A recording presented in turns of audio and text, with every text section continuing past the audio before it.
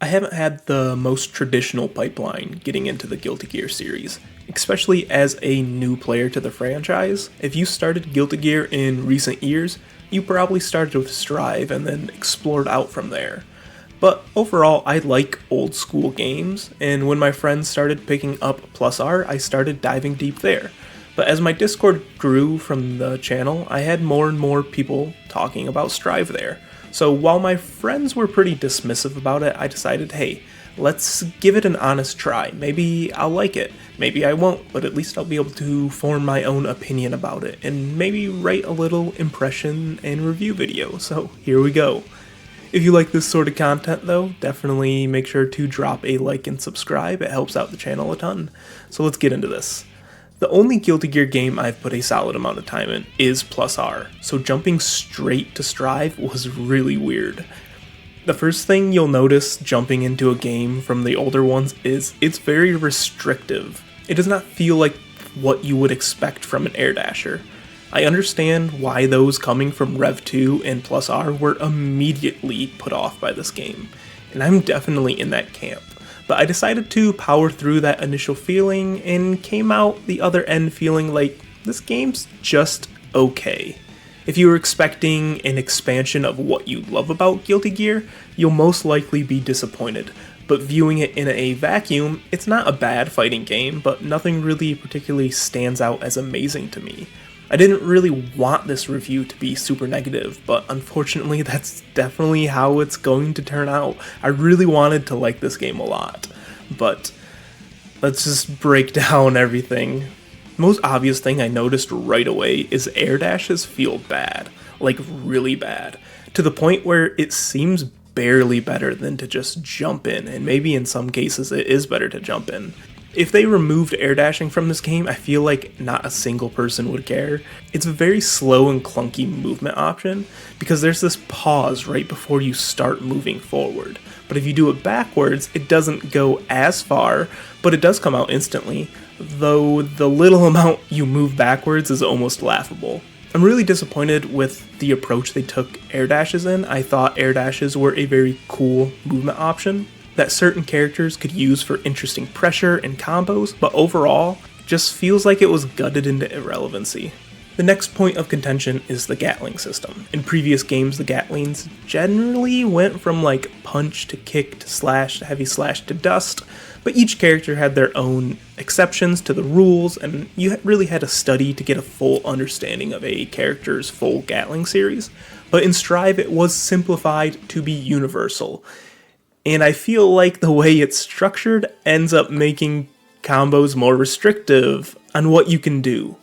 Typically, you'll have a starter and just immediately cancel it into maybe one or two normals and then into specials. I feel like this has a massive effect on discovering your character and exploring your options when trying to convert off different hits, whether as a punish or in a scramble. One of my favorite things about playing Faust and Plus R is the freedom I have with him. In neutral, I can play defensive, maybe a more campy approach. This is typically what I do against characters who can just snowball me, like Slayer or Milia. Or I can run in with amazing mix using moves like 6H or FDCJKs. When I do land a hit, I have options on how I want to continue the combo, whether it be prioritizing damage, getting solid Oki, or opting to set up for an item toss. Each having their own routes I can take depending on the hit I land. Because there's so many options to follow up with each attack, I felt like I was always finding new routes. Maybe some were for some pretty niche scenarios, or maybe some were more common.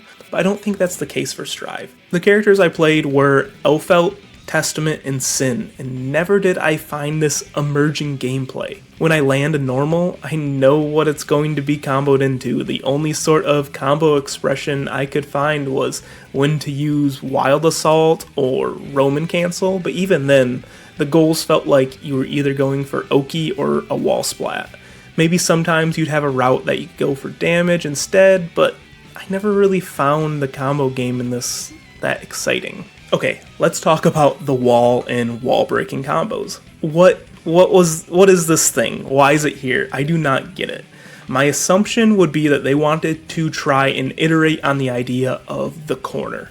In fighting games, putting someone in the corner typically offers the person on offense some suffocating pressure because the opponent can no longer be pushed away. And stronger combos are opened up because you have a wall, not pushing your opponent away. A lot of times you can extend your combos because they're just going to be closer to you. In Strive, the wall has health, and when an opponent is being comboed, they'll eventually stick to the wall. Then you can continue the combo till the health wall depletes. If it was ended in a regular way, you'll return to neutral and be given positive bonus, resulting in meter gain, burst gain, more damage, and I think there's a few other buffs. But if you end it with a super or a wild assault, you'll be given a more advantaged position, since this will reward a hard knockdown after the wall break has settled. It's an interesting concept, and I appreciate when games try to iterate on classic concepts, but it doesn't feel great. Constantly having to end your combos short because the wall is about to break so that you can get a better knockdown post-break, or accidentally breaking the wall too early so you end up returning to neutral, it just doesn't feel really good. Especially when the wall has an invisible health bar, so if someone was wall splatted earlier, you don't know how much wall health is left. Different moves apply different amounts of damage, I think. It just felt really weird.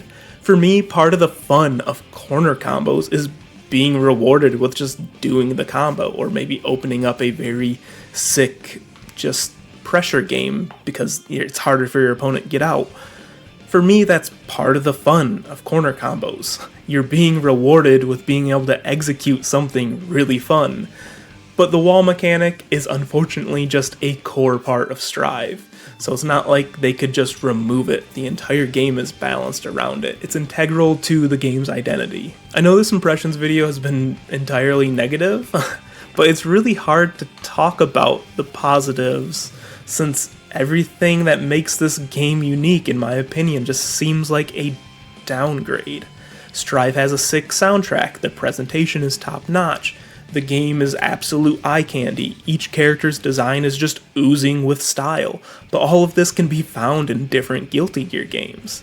The change to the Gatling system handicaps combo creativity and the different ways you can explore your own character's options, resulting in kind of a boring and standardized punished game. The wall and wall breaks are an interesting take on how the corner provides advantage to players, but it ends up being pretty awkward and clunky, forcing you to end your combos short to get the most advantage out of a wall break. While the standardization of Gatlings provides an easier way to jump between characters, I enjoyed being able to peel back the layers upon layers of older games like Plus R and really syncing up with my character and exploring endless options. Strive to me just kind of feels like a watered down experience with only a few layers to its complexity. While that may be what people are looking for, as it provides a much easier route to becoming competitive in the game, it's not really what I'm looking for. I find joy in the craziness of fighting games, the emerging gameplay that happens when both opponents are given the freedom to experiment and are rewarded for that curiosity. Unfortunately, Strive just doesn't offer me much for what I'm looking for. So that just about wraps up everything I have to say about Strive. I put maybe, I think it was like 15 to 20 hours into the game, and it's just, the game's not for me. There's still like a decent fighting game there, and it's not like it's bad. The fighting games, they're just so vast. There's so many in this genre. Some just aren't for you, and I think that's just one of the cases here. I still respect people who play it. I now know enough to play with someone. If I'm just like at a local or someone just playing fighting games and they're playing Strive, I at least know enough to be able to sit down, play some, maybe review the notes that I took when I was learning the characters. But yeah, it's just not the game for me. I like more jank, I like more craziness, and it just didn't feel great to me, but is what it is. I hate being old game good, new game bad, but it's just how it is, I guess. But if you like this kind of content, if you disagree, maybe I overlooked something and there is something that I just didn't explore, let me know in the comments below. Do you agree, or did you not really like Strive when you tried it? I know I'm really late to the party. But I'm just late to the Guilty Gear trend in general, so it is what it is. But as always, if you like this sort of fighting game content, I do cover a lot of retro and indie games. I'm just trying out Arxis Chroma recently, and that game is a lot of fun so far. So we'll see how it goes. But as always, like, subscribe, comment, all that stuff. Got a Discord link down in the description below. And as always, keep playing fighting games and have a good rest of your day.